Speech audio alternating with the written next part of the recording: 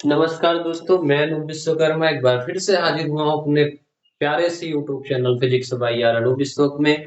तो आज हम लोग जो है इस चैप्टर में जो है या इस वीडियो में पढ़ने वाले हैं वैद्युत चालक। ठीक है। वैद्युत धारा क्या होती है, इसका प्रवाह कैसे होता है और इससे संबंधित घटनाएं क्या-क्या हैं, इन चीजों को आज हमको अपने इस चैप्टर में पढ़ना है। तो वीडियो को शुरू करने से पहले थोड़ा सा आप लोग चैनल को सब्सक्राइब कर दीजिए और बेल आइकन को भी प्रेस कर दीजिए ताकि जैसे ही मैं वीडियो अपलोड करूँ आपके पास नोटिफिकेशन शीघ्र ही पहुंच जाए और आपके पास जो भी अन्य दोस्त हैं उनके पास भी चैनल को या वीडियो को शेयर करना नहीं भूलिएगा। ठीक है। तो आइए, और वीडियो पसंद आए तो लाइक कर दीजिएगा और इस पूरे वीडियो को ना पूरा देखिएगा, तभी आपको चीजें अच्छे से समझ में आने वाली है। ठीक है। आप लोग क्या करते हो, थोड़ा सा देखकर स्किप करके चले जाते हो तो क्या होता है कि चीजें ना तो आपको थोड़ी आती है ना कुछ नहीं। ठीक है। कोई मतलब नहीं निकलता है। अगर आप चैनल पर नए हो तो पहले आप पहले चैप्टर से शुरू करिए और देखते हुए आइए वीडियो को, तब आपको चीजें अच्छे से समझ में आएंगी। और बीच में जब हम पढ़ना स्टार्ट करते हैं तो चीजें अच्छे से समझ में नहीं आती है। ठीक है। तो आइए हम लोग वीडियो को शुरू करते हैं, जिसमें से हमको पढ़ना है आज वैद्युत चालन। चैप्टर का नाम क्या है? तो चैप्टर का नाम है वैद्युत चालन। वैद्युत चालन, जिसमें से सबसे पहले हमको पढ़ना है वैद्युत धारा। सबसे पहली हेडिंग हमारी क्या है? सबसे पहली हेडिंग है हमारी वैद्युत धारा। ठीक है। सबसे पहली हेडिंग क्या है अपनी? वैद्युत धारा। वैद्युत धारा कहते किसको है, ध्यान समझिए। कोई अलग से इसकी डिफिनीशन नहीं आती है, सारी डिफिनीशन इसके लेटर्स में छिपा होता है। नाम जो इसका दिया जाता है वो भी बहुत सोच समझ कर रखा गया है। ठीक है। ताकि अगर थोड़ा बहुत भी दिमाग लगाएं हम लोग तो उन चीजों की डिफिनीशन बहुत अच्छे से निकाल सकते हैं। कैसे? जैसे देखो, नाम है इसका वैद्युत धारा। वैद्युत का मतलब होता है आवेश। वैद्युत का मतलब होता है आवेश। धारा का मतलब होता है प्रवाह। धारा का मतलब क्या होता है? प्रवाह। ठीक है। और बीच में मैं लगा दूं के और इसमें लगा दूं दर। ठीक है। और तो हो जाएगा आवेश के प्रवाह की दर को, आवेश के प्रवाह की दर को क्या कहते हैं? वैद्युत धारा कहते हैं। वैद्युत धारा कहते हैं। ठीक है। तो कोई चीज अलग से नहीं आता है। ठीक है। सारी चीजों की डिफिनेशन जो होती है लगभग लगभग उनके नाम में ही छिपी होती है। जिन चीजों की नाम उनके डिफिनेशन के बेस पर रखे गए होते हैं। ठीक है। तो उनके नाम में ही उनकी सारी डिफिनेशन छुपी होती है। तो वैद्युत धारा किसे कहते हैं? तो आवेश के प्रवाह की दर को वैद्युत धारा कहते हैं। ठीक है। आवेश के प्रवाह की दर है, आवेश के प्रवाह की दर है तो दर का मतलब होता है बटे में समय। दर का मतलब क्या होता है? तो दर का मतलब होता है बटे में समय। तो ध्यान से देखिए, किसके बटे में समय? कौन प्रवाहित हो रहा है? आवेश प्रवाहित हो रहा है। तो आवेश प्रवाहित हो रहा है तो आवेश के बटे में क्या लिख देना आपको? समय लिखना है। और इसको हम बोलेंगे वैद्युत धारा। क्या बोलेंगे? आवेश के बटे में लिखेंगे क्या? समय। और इज कॉल्ड क्या बोलेंगे? वैद्युत धारा। क्या बोलेंगे इसको? वैद्युत धारा कहेंगे। ठीक है। वैद्युत धारा कहेंगे। तो वैद्युत धारा होता क्या है? तो आवेश प्रवाह की दर को वैद्युत धारा कहते हैं। ठीक है। वैद्युत धारा को लिखते किससे? तो आई से लिखते हैं। ठीक है। आई इज इक्वल टू आवेश को किस पे लिखते हो? क्यू से, बटे समय को किससे लिखते हो? टी से। तो आई इज इक्वल टू हो जाता है क्यू अपान टी। अच्छा, आपने पढ़ा है ना आवेशों किसी परिपथ में प्रवाहित इलेक्ट्रॉनों की संख्या को आवेश कहते हैं। किसी विद्युत परिपथ में प्रवाहित इलेक्ट्रॉनों की संख्या को आवेश कहते हैं। अर्थात Q बराबर n पढ़ा है हमने, तो Q के स्थान पर अगर हम n पुट कर देंगे तो इलेक्ट्रिसिटी का यानी वैद्युत धारा का जो सूत्र है वो क्या बन जाएगा? I is equal to Q के स्थान पर n अपान में t रख दिए। I is equal to Q upon Q के स्थान पर n रख दिया और बटे में क्या रख दिया? t लिख दिया। तो I इज इक्वल टू हो गया आपका n अपान t। और वैद्युत धारा एक मूल राशि है और इसका मात्रक क्या होता है?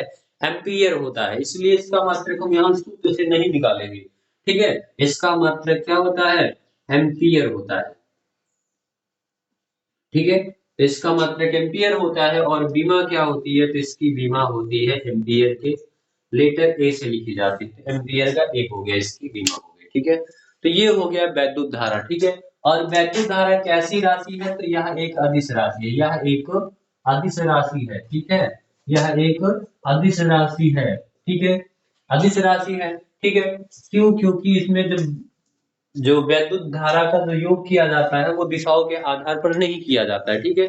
और वैद्युत धारा किसी भी वायर में किसी भी डायरेक्शन में आसानी से फ्लो हो सकती है, उसके मान में कोई परिवर्तन नहीं आता है, ठीक है। तो इसलिए वैद्युत धारा कौन सी राशि है? अदिश राशि। एग्जाम्पल के लिए जैसे हम आपसे कहेंगे एक तार ये है ऐसे और ऐसे, ठीक है। इसमें से एक धारा कितनी आ रही है? 2 एम्पीयर की आ रही है। इसमें से कितनी धारा आ रही है? 2 एम्पीयर की। और इसमें से कितनी आ रही है? 3 एम्पीयर की। इधर कितनी जा रही है? इधर कितनी जाएगी? 3 2 5 एम्पीयर की चली जाएगी। इसमें कोई दिशा का योगफल नहीं करना है, कोई कोण और कुछ आपको नहीं देखना है, बस सिंपल सा कितनी धारा दो तारों से आई है, ठीक है, उन दोनों से मिला के तीसरे तार से वही धारा चली जाएगी, ठीक है। तो इस प्रकार से वैद्युत धारा कौन सी राशि है? तो वैद्युत धारा अदिश राशि है। और कहते किसको है? तो आवेश के प्रवाह की दर को वैद्युत धारा कहते हैं, ठीक है।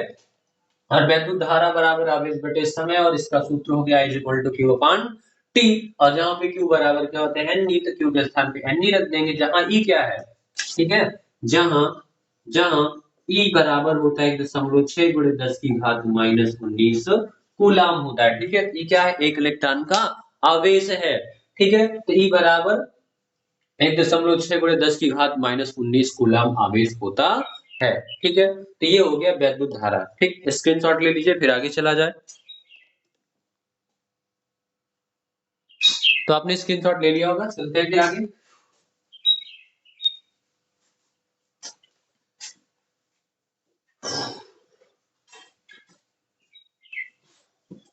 अब हमको नेक्स्ट टॉपिक पढ़ना है, धात्विक चालक में वैद्युत आवेशों का प्रवाह। क्या पढ़ना है?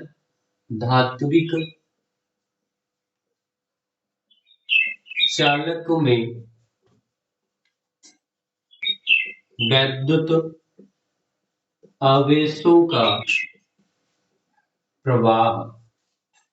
धात्विक चालक में वैद्युत आवेशों का प्रवाह पढ़ना है आपको। तो देखिए, धात्विक चालक में ना वैद्युत आवेशों का प्रवाह कैसे होता है, ठीक है। अब ध्यान से समझिएगा। आप ये जानते हो ना कि कोई परमाणु है तो उसमें एक नाभिक होता है। नाभिक में क्या होता है? धनावेश होता है। नाभिक में क्या होता है? धनावेश होता है, ठीक है। और फिर उसके बाहर क्या होता है? ऐसे वृत्ताकार कक्षाएं बनी होती है, ऐसे वृत्ताकार क्या होती है? ऐसे कक्षाएं बनी होती है, ठीक है। तो इन कक्षाओं में कौन परिभ्रमण करता रहता है? इलेक्ट्रॉन गति करता रहता है इन कक्षाओं में, ऐसे सभी कक्षाओं में इलेक्ट्रॉनों की संख्या निर्धारित है, कौन सी कक्षा में कितना होगा, ठीक है। जैसे पहली कक्षा में तो आपके 2 इलेक्ट्रॉन होंगे, फिर 8 होंगे, फिर 18, फिर 32, ऐसे करके आपके सभी कक्षाओं में इलेक्ट्रॉनों की संख्या निर्धारित की गई है, ठीक है। किसी भी कक्षा में इलेक्ट्रॉन की संख्या 2n² होती है, ठीक है, जहां n क्या है? कक्ष संख्या हो गया, ठीक है। तो इस बेसिस पर जो है इलेक्ट्रॉन क्या होते हैं? परमाणु के बाहरी वृत्ताकार कक्षाओं में चक्कर लगाते रहते हैं, ठीक। आपने ऐसा पढ़ के रखा हुआ है। और जो कक्षाएं इस परमाणु के नाभिक के समीप है, इस पर इस धनावेश के द्वारा अत्यधिक आकर्षण बल लगा होता है। इसके द्वारा जो लगने वाला नाभिकीय बल है वो अत्यधिक होता है, ठीक है। इस बल का मान इस इलेक्ट्रॉन पर अधिक होता है, और इससे दूर वाली कक्षा पे कम होता है, और सबसे बाह्य कक्षा में इसका मान जो होता है बहुत कम होता है, ठीक है। तो जो कक्षा नाभिक के जितने समीप होगी उस पर बल उतने अधिक लगेगा, क्योंकि आपने सूत्र पढ़ा ना, F बराबर 1/4 pi epsilon naught Q1 Q2 upon r square, ठीक है। तो यहाँ से हो जाएगा F is proportional to 1/r²। तो आप जानते हो ना, दूरी जितना कम रहेगा बल उतने ज्यादा रहेगा, दूरी जितना कम रहेगा बल उतने ज्यादा लगेगा। अर्थात जो कक्षा नाभिक के समीप होगी उनके इलेक्ट्रॉनों पर उतना ही कम से कम, सॉरी, उतना ही अधिक से अधिक आकर्षण बल लगेगा, जिसको हम कह सकते हैं नाभिकीय बल लगेगा, ठीक है। और जितना ज्यादा नाभिकीय बल लगेगा वो उतना ही प्रबल बल से बंधा रहेगा नाभिक के द्वारा, ठीक है। तो वो अपनी कक्षा को छोड़कर नहीं जा पाएगा। लेकिन जो दूर वाली कक्षा का, जो बाह्य कक्षा का इलेक्ट्रॉन होता है, उस पर ये बल बहुत कम होता है। इन कक्षाओं की तुलना में बाह्य कक्षा के इलेक्ट्रॉनों पर ये बल क्या होता है? बहुत कम होता है। अगर हम इस परमाणु को क्या कर दें? गर्म कर दें, ऊष्मा दे दें, क्या दे दें? ऊष्मा दे दें, तो क्या हो जाएगा? ये इलेक्ट्रॉन अपनी कक्षा छोड़कर बाहर निकल जाएगा, ठीक है। या इस पदार्थ को रगड़ दे, तो रगड़ देंगे तब भी बाहरी कक्षा का इलेक्ट्रॉन क्या हो जाएगा? बाहर निकल जाएगा, जिसको कहते हैं घर्षण द्वारा। क्या कर दे? घर्षण कर दे, ठीक है। तो बाहरी कक्षा के इलेक्ट्रॉनों को ऊष्मा देकर घर्षण द्वारा आसानी से उसकी कक्षा से निकाला जा सकता है, ठीक है। और ये इलेक्ट्रॉन आसानी से निकलकर पूरे पदार्थ की संरचना में इधर उधर भ्रमण करने लगते हैं, पूरे पदार्थ की संरचना में इधर उधर क्या करने लगते हैं, भ्रमण करने लगते हैं। और इसी भ्रमण करते हुए इलेक्ट्रॉन के द्वारा ही आवेश एक स्थान से दूसरे स्थान तक जा पाता है। ठीक है, तो इस प्रकार से जो धातुएं होती है उसमें इलेक्ट्रॉन की गति के कारण ही आवेश का स्थानांतरण होता है। ठीक है, जो धातुएं होती है उसमें क्या होता है, इलेक्ट्रॉन की गति के कारण ही, इलेक्ट्रॉन के स्थानांतरण के कारण ही आवेश एक स्थान से दूसरे स्थान तक ट्रांसमिशन होता है। ठीक है, ट्रांसफर होता है। ठीक है, तो इस प्रकार से धातुओं में जो है मुक्त इलेक्ट्रॉनों के द्वारा आवेश का प्रवाह होता है। ठीक है, तो चलिए फिर नेक्स्ट टॉपिक की ओर बढ़ते हैं हम लोग। तो अगला है, इसी से संबंधित कुछ परिभाषाएं हैं जिससे है मुक्त इलेक्ट्रॉन का माध्य मुक्त पथ है, क्रांति काल है, अनुगमन वेग है। ठीक है, तो ये सारी चीजें मोस्ट इंपॉर्टेंट है एग्जाम की दृष्टि से, एकदम मोस्ट इंपॉर्टेंट है। ठीक है, क्रांति काल हो गया आपका, माध्य मुक्त पथ हो गया, अपवाह वेग हो गया, तो ये एकदम मोस्ट इंपॉर्टेंट टॉपिक मैं पढ़ाने चल रहा हूँ। ये एग्जाम में 100% आने ही आने वाले होते हैं। ठीक है, तो चलिए सबसे पहला है आपका मुक्त इलेक्ट्रॉन का माध्य मुक्त पथ। मुक्त इलेक्ट्रॉन का माध्य मुक्त पथ। ठीक है, तो अभी अभी आपने देखा कि जब हम परमाणु को क्या करते, थोड़ी बहुत ऊष्मा कहीं से दे दे, रगड़ दे, कुछ भी कर दे, तो उसकी बाह्य कक्षा के जो इलेक्ट्रॉन होते हैं वो उत्सर्जित होकर पूरे परमाणु में, पूरे पदार्थ में इधर उधर घूमने लगते हैं। ठीक है, और ये बहुत तेजी से इधर उधर भागते रहते हैं, बहुत तेजी से क्या करते रहते हैं, पूरे पदार्थ में ये इलेक्ट्रॉन बहुत तेजी से इधर उधर भागते रहते हैं और एक दूसरे से टकराते रहते हैं। ठीक है, जैसे आपने ब्राउनी गति पढ़ा ना, ठीक उसी प्रकार से पदार्थों में जो इलेक्ट्रॉन होता है ना वो इधर उधर भागते रहते हैं और अन्य इलेक्ट्रॉनों से क्या करते रहते हैं, टकराते रहते हैं। अन्य इलेक्ट्रॉनों से क्या करते रहते हैं, टकराते रहते हैं। प्रत्येक टक्कर के बाद इनकी दिशा चेंज हो जाती है। ठीक है, तो क्या होता है, हमको पढ़ना है माध्य मुक्त पथ। तो देखो ध्यान से, ये इलेक्ट्रॉन यहां से चला और जाके इससे टकराया, यहां से चला और जाके इससे टकराया, इससे टकराने के बाद फिर इसकी दिशा गति की बदल गई और आके यहाँ इस इलेक्ट्रॉन से टकरा गया। ठीक, मतलब समझो, मेरी बात का मतलब समझिए। यहाँ पे एक इलेक्ट्रॉन है, ठीक है, और एक इलेक्ट्रॉन ये है, इलेक्ट्रॉन ये है, इलेक्ट्रॉन ये है। इसी प्रकार से पूरे पदार्थ में ढेरों सारे इलेक्ट्रॉन इधर उधर भाग गए। ठीक है, ई वाला इलेक्ट्रॉन भागा, इससे टकराया, इससे टकराने के बाद गया, इससे टकराया, फिर इससे टकराने के बाद इसकी गति की डायरेक्शन बदली, आके इससे टकराया, फिर से गति की डायरेक्शन बदली, आके इससे टकराया। इस प्रकार से बार बार इधर उधर भागता रहता है और टकराता रहता है एक दूसरे से। ठीक है, तो किन्हीं दो क्रमागत टक्करों के बीच, किन्हीं दो क्रमागत टक्करों के बीच में ये जो पथ तय किया है इसने, उसी पथ को ही क्या बोलते हैं, माध्य मुक्त पथ। माध्य का मतलब होता है बीच में, ठीक है, मुक्त का मतलब होता है स्वतंत्रता पूर्वक, पथ का मतलब होता है तय किया गया रास्ता। ठीक है, तो किन्हीं दो क्रमागत टक्करों के बीच में डिफिनीशन क्या हो जाएगी, तो डिफिनीशन हो जाएगी किन्हीं दो क्रमागत टक्करों के बीच में, टक्करों के बीच में तय किए गए इलेक्ट्रॉन के द्वारा तय किए गए पथ को, इलेक्ट्रॉन के द्वारा तय किए गए पथ को माध्य मुक्त पथ कहते हैं, माध्य मुक्त पथ कहते हैं। और इसको किससे लिखते जानते हो, इसको लिखते हैं लेमडा से। किससे लिखते हैं इसको, लेमडा से लिखते हैं। ठीक है, तो ये हो गया आपका माध्य मुक्त पथ। ठीक है, अब नेक्स्ट है क्रांति का, ये ठंडी पता नहीं कहां से आ गई है। तो नेक्स्ट है आपका श्रांति काल।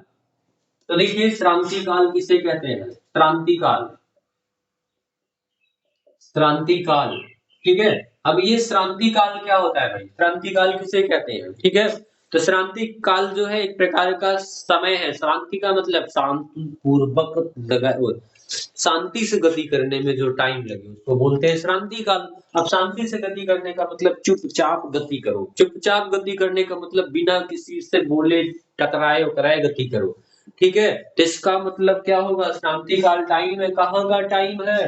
तो शांति काल वो वाला टाइम है जो किन्हीं दो क्रमागत टक्करों के बीच में लगता है। शांति काल कौन सा टाइम है? तो इलेक्ट्रॉन के द्वारा किन्हीं दो क्रमागत टक्करों के बीच जो टाइम लिया जाता है उसको क्या कहते हैं? श्रांति काल कहते हैं। तो क्या हो जाएगा? मुक्त मुक्त इलेक्ट्रॉन के किन्हीं दो क्रमागत टक्करों के बीच लगे समय को ही श्रांति काल कहते हैं। समय को ही क्या कहते हैं? श्रांति काल कहते हैं। श्रांति काल कहते हैं। और इसको लिखते किससे हैं? तो इसे जो है टाउ से प्रदर्शित करते हैं। टाउ से प्रदर्शित करते हैं।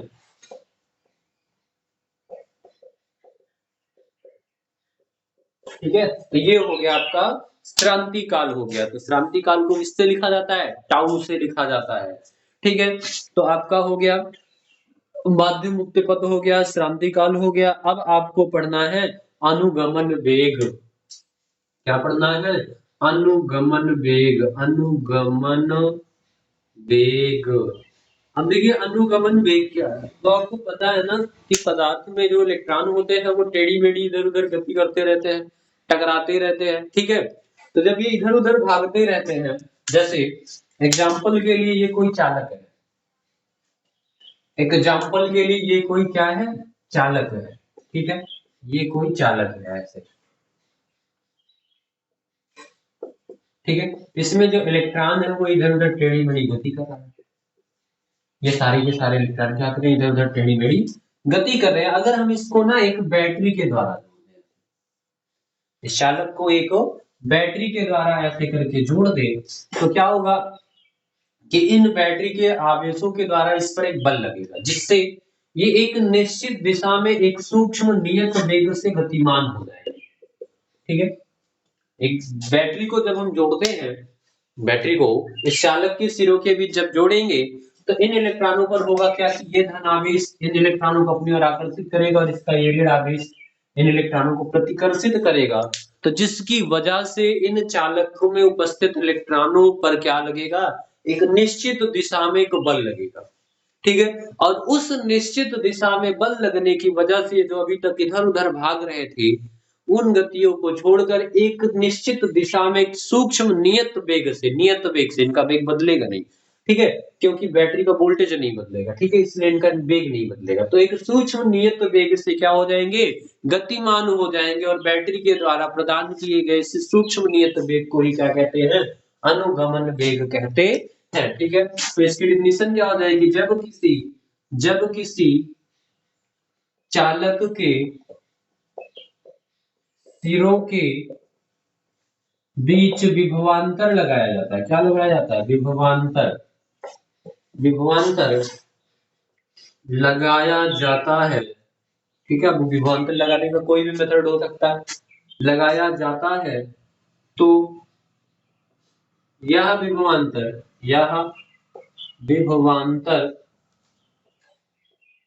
चालक के मुक्त इलेक्ट्रॉनों को एक सूक्ष्म नियत वेग ही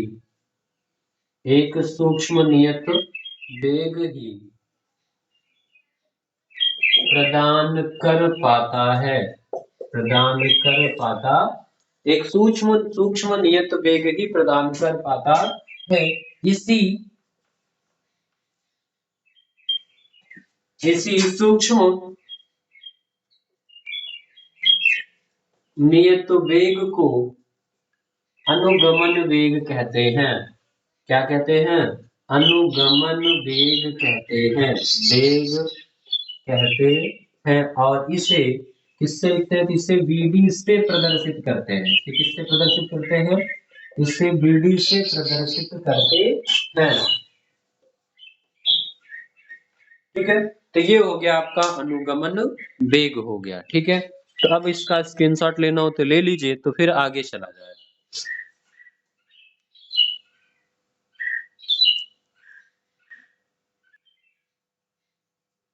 तो आपने स्क्रीनशॉट ले लिया होगा, चलिए फिर हम आगे चलते हैं।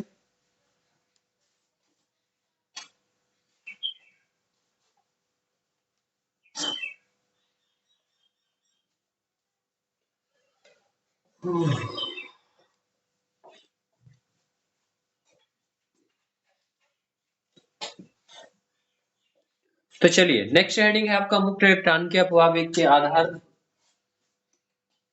मुक्त इलेक्ट्रॉन की अपवाह वेग तथा वैद्युत धारा में संबंध। ठीक है, तो अब हमको जो है क्या पढ़ना है? मुक्त इलेक्ट्रॉन की अपवाह वेग तथा वैद्युत धारा में संबंध पढ़ने हैं। ठीक है, तो देख लीजिए, मान लेते हैं कि हमारे पास कोई चालक है। मान लेते हैं हमारे पास क्या है? ऐसे कोई चालक है। ठीक है, और इस चालक का जो है ये अनुप्रस्थ काट का क्षेत्रफल ए है। ठीक है, माना एक चालक है जिसके अनुप्रस्थ काट का क्षेत्रफल कैपिटल ए है और अनुगमन वेग वीडी तथा एकांक आयतन में उपस्थित मुक्त इलेक्ट्रॉन की संख्या स्मॉल n है। ठीक है, मैंने मान लिया कि ये एक चालक है। ठीक है, जिसमें vd वेग से कोई इलेक्ट्रॉन गतिमान है। कितने वेग से? vd वेग से कोई इलेक्ट्रॉन गतिमान है और इसके एकांक आयतन में जो इलेक्ट्रॉनों की संख्या है वो कितना है? तो स्मॉल n है। एकांक आयतन में इलेक्ट्रॉनों की संख्या कितनी है? स्मॉल n है। तो इसका आयतन कितना होगा? ध्यान से देखिए, vd वेग से अगर कोई वस्तु गतिमान है, जैसे कि किसी वस्तु का वेग कितना है? 5 मीटर प्रति सेकंड है, तो इसका मतलब होता है कि 1 सेकंड में वो कितना दूर जाएगा? 5 मीटर जाएगा। तो vd वेग से कोई वस्तु गतिमान है तो प्रति सेकंड वो कितनी दूर जाएगा? vd दूरी जाएगा। कितना दूरी जाएगा? vd दूरी जाएगा। तो 1 सेकंड में ना चालक इलेक्ट्रॉन द्वारा तय किए गए चालक की लंबाई कितना हो जाएगी? vd हो जाएगी। ठीक है, तो 1 सेकंड में इलेक्ट्रॉन के द्वारा vd वेग से तय की गई चालक की लंबाई, तय की गई चालक की लंबाई कितनी हो जाएगी? चालक की लंबाई बराबर हो जाएगा vd। कितना हो जाएगा? vd। अतः चालक का आयतन कितना हो जाएगा? चालक का आयतन, तो आयतन बराबर क्षेत्रफल गुणे गुणे लंबाई हो जाएगा। ठीक है, avd हो जाएगा। ठीक, एकांक आयतन में उपस्थित इलेक्ट्रॉन की संख्या कितनी है? एकांक आयतन में इलेक्ट्रॉन की संख्या कितनी है? तो n है। कितनी है? n है। तो संपूर्ण आयतन में इलेक्ट्रॉन की संख्या कितना हो जाएगा? संपूर्ण आयतन में इलेक्ट्रॉन की संख्या बराबर आयतन कितना? एवीडी और एकांक आयतन में n इलेक्ट्रॉन, तो इतने आयतन में कितने हो जाएंगे? n a vd इलेक्ट्रॉन हो जाएंगे। ठीक है, n a vd इलेक्ट्रॉन हो जाएंगे और इतने इलेक्ट्रॉनों में उपस्थित आवेश कितना हो जाएगा? n a सॉरी, वैद्युत आवेश की डिफिनेशन क्या कहती है? वैद्युत आवेश, वैद्युत आवेश, ठीक है, क्या हो जाएगा? तो आपने पढ़ा ना, Q बराबर N होता है, Q बराबर N होता है। तो अपने पास नंबर ऑफ इलेक्ट्रॉन कितने हैं? तो अपने पास नंबर ऑफ इलेक्ट्रॉन कितने हैं? इसको मैं कैपिटल एन से लिख देता हूँ, ठीक है। Q बराबर N है, ठीक है। तो Q बराबर N मतलब नंबर ऑफ इलेक्ट्रॉन, N का मान कितना है? N ABD है, तो यहाँ पे रख देंगे NABD इंटू ई, तो आ जाएगा आपका Q बराबर NEABD हो जाएगा, ठीक है। ये आवेश हो गया। वैद्युत धारा की परिभाषा क्या कहती है भाई? आवेश प्रवाह की दर को वैद्युत धारा कहते हो ना। लगा दो वैद्युत धारा की परिभाषा। तो वैद्युत धारा की परिभाषा से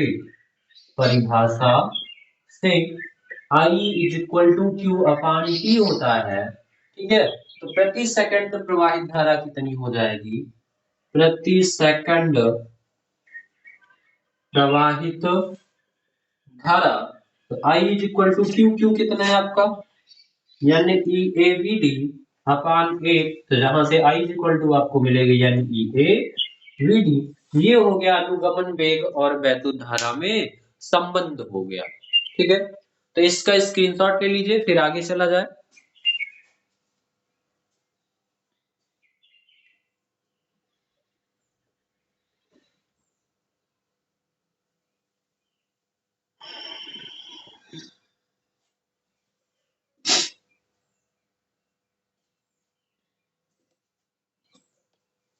चलिए फिर इसको मिला देता हूं।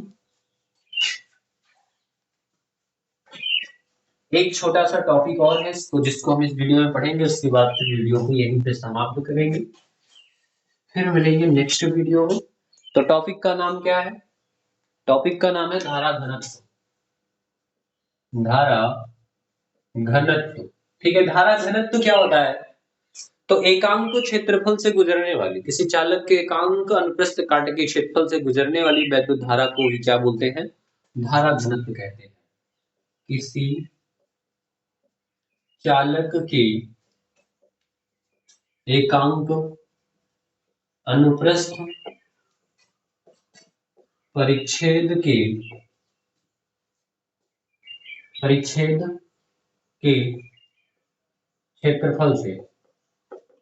क्षेत्रफल से प्रति सेकंड प्रवाहित धारा को, या से प्रवाहित धारा को धारा घनत्व कहते हैं, ठीक है। प्रवाहित धारा को धारा घनत्व कहते हैं, यानी कि किसी चालक के एकांक अनुप्रस्थ परिच्छेद के क्षेत्रफल से जो धारा प्रवाहित होती है उसी को क्या बोलते हैं? धारा घनत्व कहते हैं, ठीक है। तो धारा घनत्व को J से लिखा जाता है, J बराबर प्रवाहित धारा, यानी I कहां से प्रवाहित धारा?